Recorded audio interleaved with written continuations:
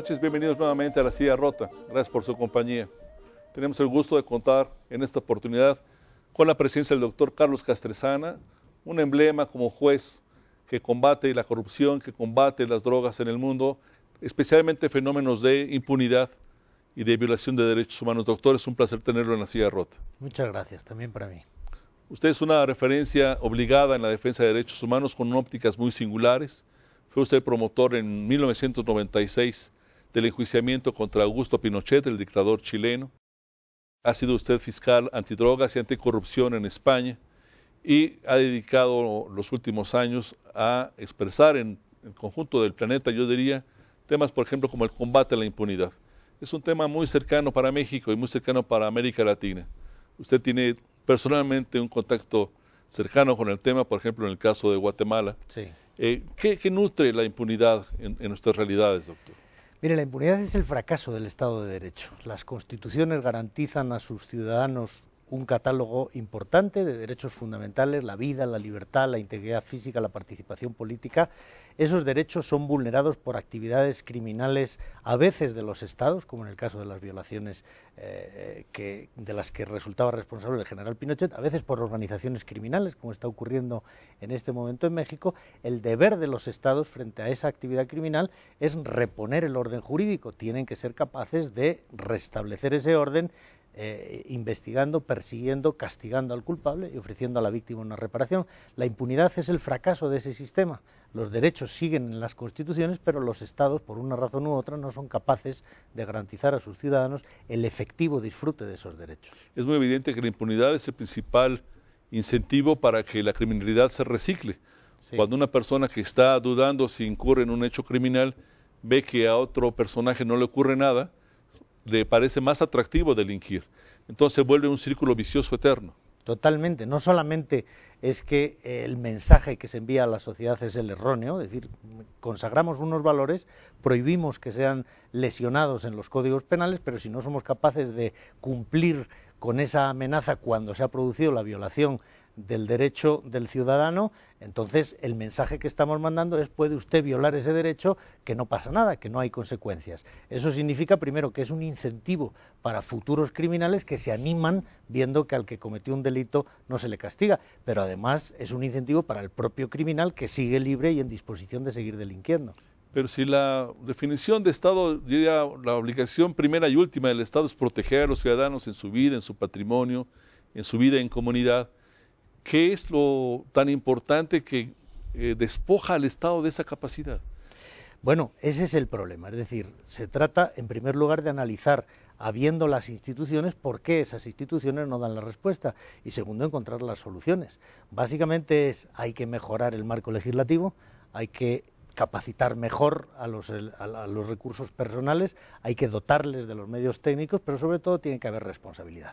Cuando estamos hablando de niveles de impunidad, como por desgracia hay en toda este área de América Latina, vamos a decir desde Colombia hasta México, todo Centroamérica, en buena parte del Caribe, de impunidad por encima del 90%, quiere decir que prácticamente el sistema de seguridad y justicia está colapsado, no está cumpliendo con su servicio.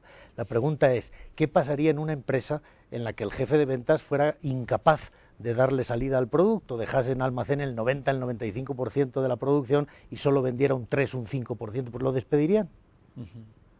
¿Por qué no se exige responsabilidad? ¿Por qué no se exige resultados a los servidores públicos? Sentado que disponen de los recursos. Que necesitan mejorar la ley, se mejora. Que necesitan más dinero, se busca más dinero. Pero el desafío del Estado de Derecho es, como le decía, que los ciudadanos puedan disfrutar efectivamente de sus derechos, que no solamente se te garantice el derecho a la vida, pero que puedas salir a pasear el sábado al parque con tus hijos sin estar asustado de que vais a ser asaltados y de quién sabe si lo van a matar o lo van a secuestrar. Es justo lo que está pasando en muchos de nuestros países. Hay estadísticas en el sentido de que en América Latina tenemos una participación muy importante en el total de los crímenes en el mundo.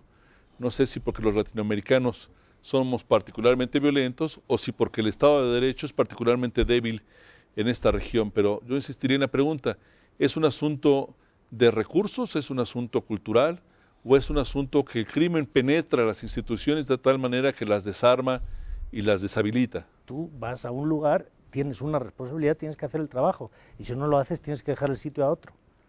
El lema que tuvimos nosotros aquí en México hace algunos meses por parte de un líder social que reclamaba precisamente eficacia por parte del Estado, les decía a los funcionarios, en ese momento un conjunto muy grande de funcionarios, si no pueden, váyanse. Pero ¿qué pasa cuando no solamente no pueden, sino no quieren, doctor? Pues con mayor razón tienen que irse. Quiero decir, los mecanismos, ahí sí, de la participación política, tienen que ser capaces de conseguir que los servidores públicos den los resultados. Mire, compárense con situaciones análogas. Italia tuvo un problema terrible de delincuencia organizada, Colombia tuvo un problema terrible de delincuencia organizada, llegaron a estar en situación incluso peor de la que puede estar hoy México. De ahí remontaron.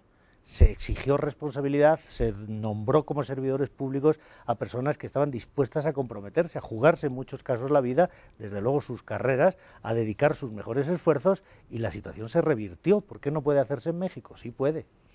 ¿Por dónde se empieza este proceso?